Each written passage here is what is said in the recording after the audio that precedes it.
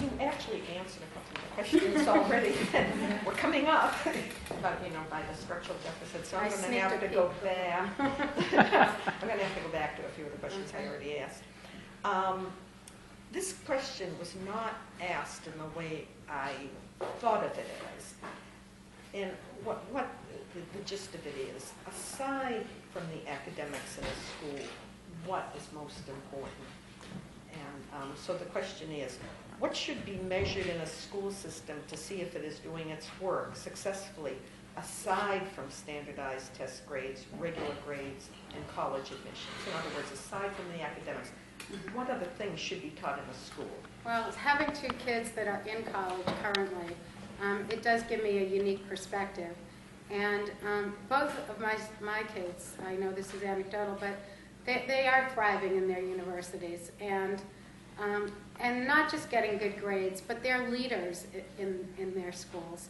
And I think they got a lot of that from Newton South High School, and even before that at the elementary level. So I think what we need to look at is really creating good citizens and teaching students how to think and how to solve problems and how to be good citizens. And we do promote community service. I don't believe it should be a requirement, but I think that all students should participate in community service. And I don't think just spewing back some knowledge on some tests is really the way to measure how well we're doing. Unfortunately, I think MCAS is here to stay, so we have to deal with it, but I don't really think it's the be-all and end-all measurement of how we're doing.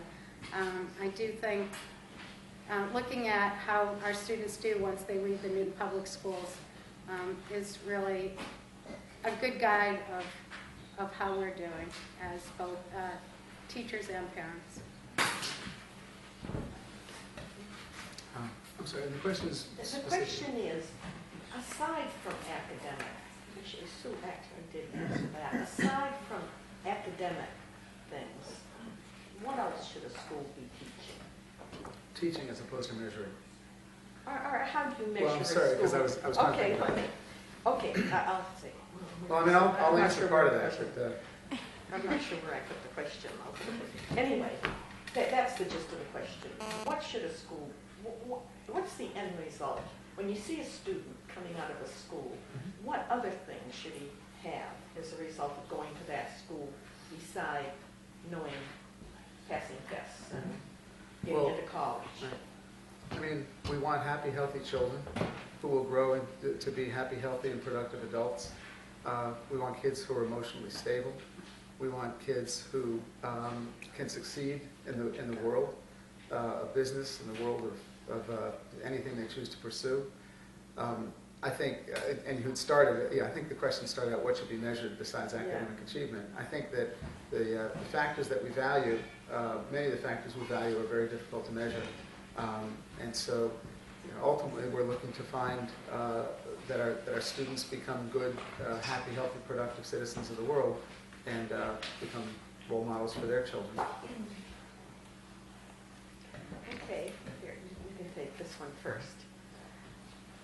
This is what I asked before too.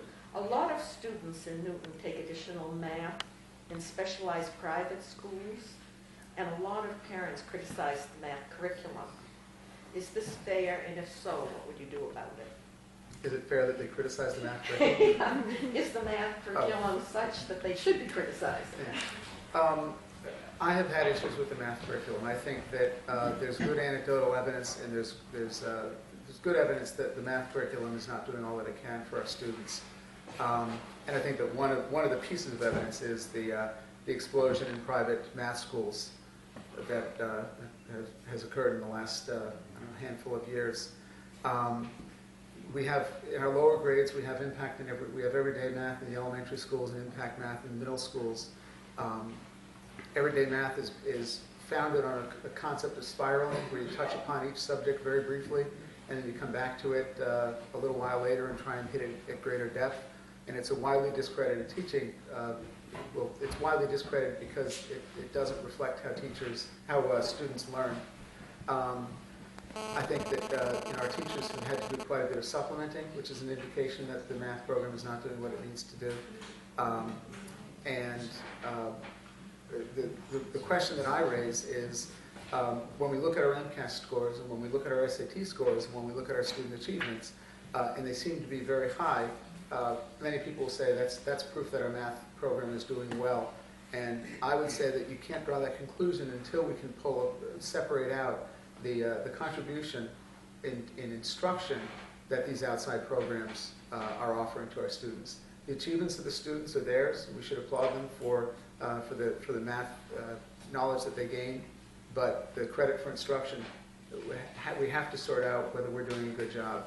And from everything that I've seen, from the teachers that I've spoken with, we could do a much better job. Well, I know when I was in high school, math was very teacher dependent for me personally. And I think, math is one of those things that everyone learns differently. And so we have to have teachers that are willing and able to do what's known as differentiated instruction and teach students differently. I actually don't think that the programs are terrible. And I don't think that as many people have tutors as that is widely talked about. I mean, I know that a lot of kids have tutors, but whether or not all those tutors are there for remedial purposes, I'm not so sure. I think that that some of those students just want to achieve at a higher level because it's a competitive school system. And so they hire tutors just to give them that sort of crutch, if you want to call it. And I think we're doing our kids a disservice to a certain extent to allow them to make such huge use of the tutors. Because I think they can do it on their own and with the help of the teachers. And not that tutors aren't necessary for some students, but I don't think they're as necessary as so many students are using them.